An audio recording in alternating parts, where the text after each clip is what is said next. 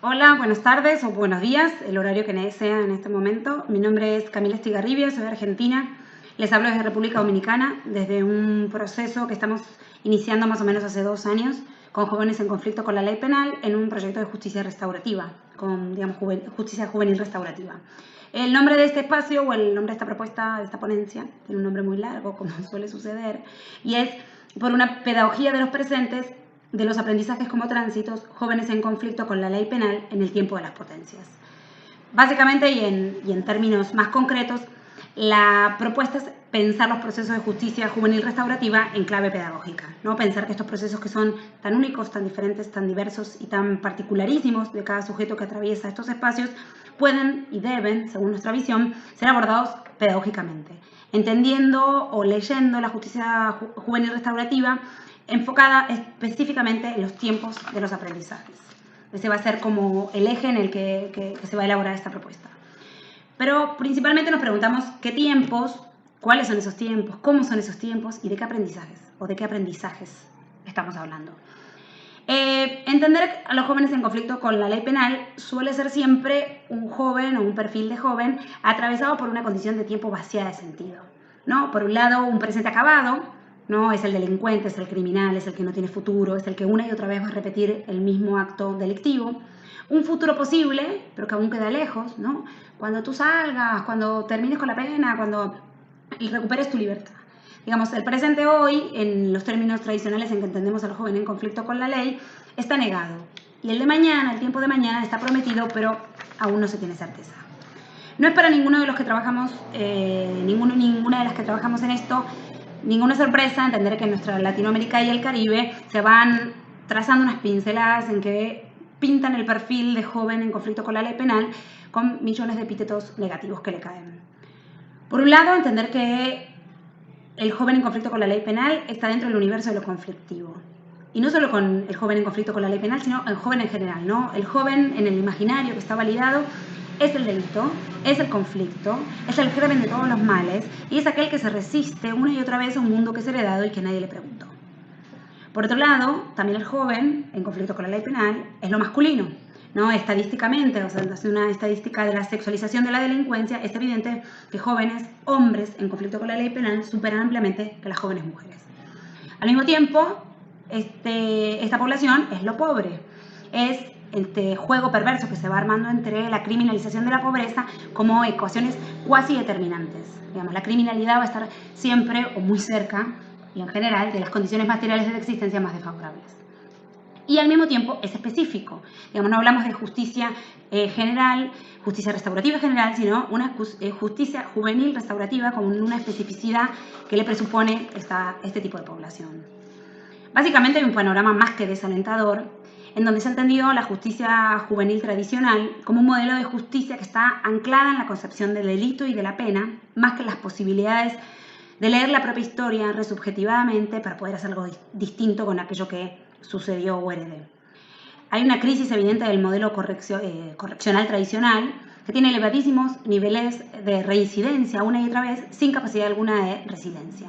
Digamos, un Estado represivo que permanentemente lee al infinito el acto delictivo y que más allá de hacer una relectura de las multicausas que llevaron a ese acto, a ese joven o a esa joven, es una justicia que va a anclarse y va a regocijarse permanentemente en un pasado anecdótico, infinito y eterno, que no relee absolutamente nada de ese pasado para transformarlo en signo presente que pueda hacer algo diferente con la vida. En este sentido, es la posibilidad de pensar una justicia restaurativa otra, que apueste un modelo diferente que la justicia tradicional, que desjudicialice las relaciones y que tenga un principio que es el principio de la escucha empática. Que ponga en tensión ese delito, ese pasado, que no lo niegue porque existe, que produzca una narración en este presente sobre aquel hecho acontecido y que pueda producir una potencia en un futuro. Digamos, la construcción del social del delito tiene que ser entendida como un problema eminentemente estructural y político y no como un problema individual, en donde la posibilidad de formar este sistema de tutela colectiva tiene que estar basado en relaciones emotivas y en un sistema democrático de justicia en donde se produzca un agenciamiento protagónico de los y las jóvenes que atraviesan estos procesos. Leer en este sentido la historia como posibilidad es la apuesta a un aprendizaje que se tiene que dar en el presente. Es decir, en los espacios de justicia para jóvenes que deberían presuponer no un anclaje en el pasado, reivindicando el delito, sino un anclaje en el presente que pueda dar una relectura a otra en clave de potencia. En este sentido, identificamos algunos como nudos claves en que entendemos estos aprendizajes presentes. Por un lado, un aprendizaje que tiene que darse en el aquí y el ahora, ¿no? Entendiendo que para la juventud y para las infancias, ¿no? Porque no solamente son jóvenes, sino también niños y niñas, cada acto, cada acción presupone una completitud en el sentido, ¿no? Cada acción cobra valor en sí misma en ese presente que es transitada. No porque sea menor ese acontecer, sino porque lo que importa es esa vivencia de ese presente, ¿no? Se aprende estando en el presente, simplemente y complejamente estando en ese presente. Y en estos jóvenes y estas jóvenes que están tan cargados de miles de no, sin familia, sin dinero, sin trabajo, sin ley, sin referencia, sin encuadre, la alternativa o la propuesta es a pensar en los sí. ¿Qué sí de todo esto? ¿Cuál es el tiempo de las afirmaciones que posibilita releer los no para potenciar los sí? Que no implica no leer los pasados, que no implica no revisar el delito, no revisar el conflicto, pero que sí implica un aquí y ahora para aprender. Un aquí, ahora, cuya mirada del presente se afirma, se disculpa, se revisa y asume corresponsabilidades. En este sentido, otro de los ejes claves de esta justicia tiene que ser la esperanza. Y no la esperanza como un signo cariñoso, mimoso y hasta naif y bonito, sino en clave de tensión con el tiempo presente como pausa. Digamos, la esperanza es la posibilidad de pensar que aquello inesperado devenga, que aquello inesperado suceda.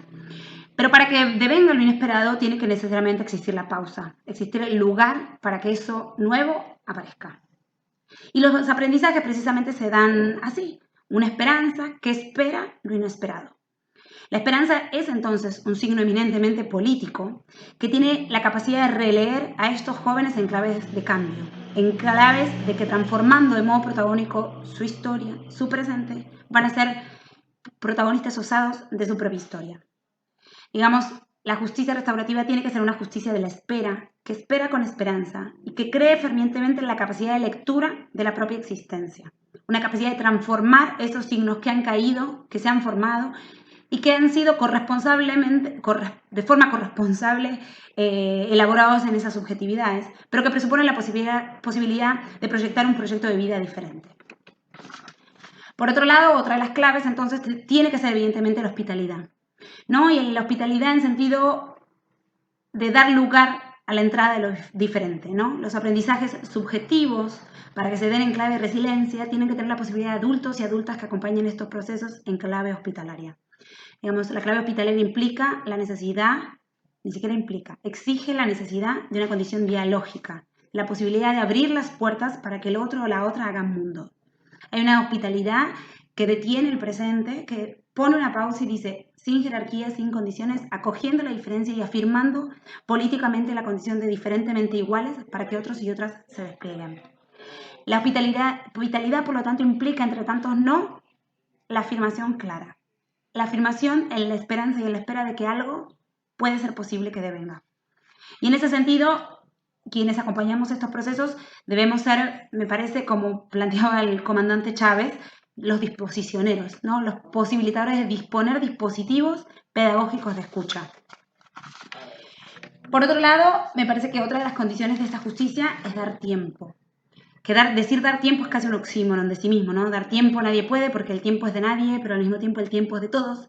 Y en el mismo tiempo el mismo momento que estoy dando el tiempo, casi que se me está escapando de las manos porque está siendo ese tiempo. Pero dar tiempo me parece que tiene que ver más que todo con dar la pausa, dar la escucha, dar eso para ser llenado por otros y otras. Siempre dar el tiempo es un tiempo de pluralidades y de diferencias, donde el otro y la otra va a releer su historia de un modo diferente, disímil y diverso, y va a pensarse en un proyecto de vida también de un modo diferente, disímil y diverso. Digamos, dar tiempo presupone de la mano de la hospitalidad predisponerse a pensarse y pensarnos. Por otra parte, y avanzando en esta idea de la justicia restaurativa, juvenil, en clave pedagógica, me parece que lo incompleto también entra a jugar acá. Lo incompleto es la posibilidad de conmemorar la incompletitud de los procesos tutelados de aprendizajes, ¿no? La posibilidad de pensar un espacio para que el otro haga vida en él, para que el otro rellene ese espacio.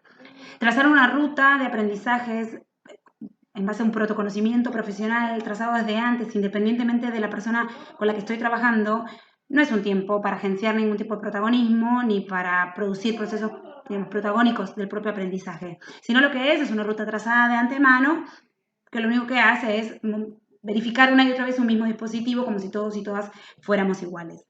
Lo incompleto implica que el protagonismo venga de afuera, que el protagonismo venga del otro y de la otra, y que esas rutas sean creadas con ellas y con ellos, a partir de la lectura, como decíamos, de un pasado en clave de potencia presente y futura.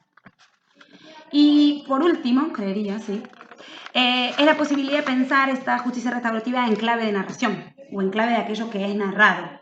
Y la narración como una de las posibilidades eternas, que no necesariamente tiene que ser una narración oral, sino la posibilidad de narrar y recuperar de algún modo la propia historia. ¿De qué modo cuento eso que sucedió? Digamos, ¿de qué modo devuelvo ese pasado que hoy está tildado de delito y que en esta clave de justicia que entendemos fue el delito que me hace estar aquí? ¿Cómo puedo leer eso y en esa clave cómo puedo distinguir responsabilidades, cómo puedo asumir culpas, cómo puedo pensarme en procesos que superen ese espacio de delito? La posibilidad de construir, digamos, resiliencia es la posibilidad de relectura subjetiva. Y esa relectura puede darse, creería, únicamente a partir de estos modos en que la justicia restaurativa se propone. Una justicia de la escucha, una justicia del diálogo, una justicia de la corresponsabilidad, que pretenda pensar en formas no punitivas de la resolución de los conflictos. Una justicia distinta que pueda presentarse como un proceso estrictamente educativo y estrictamente pedagógico.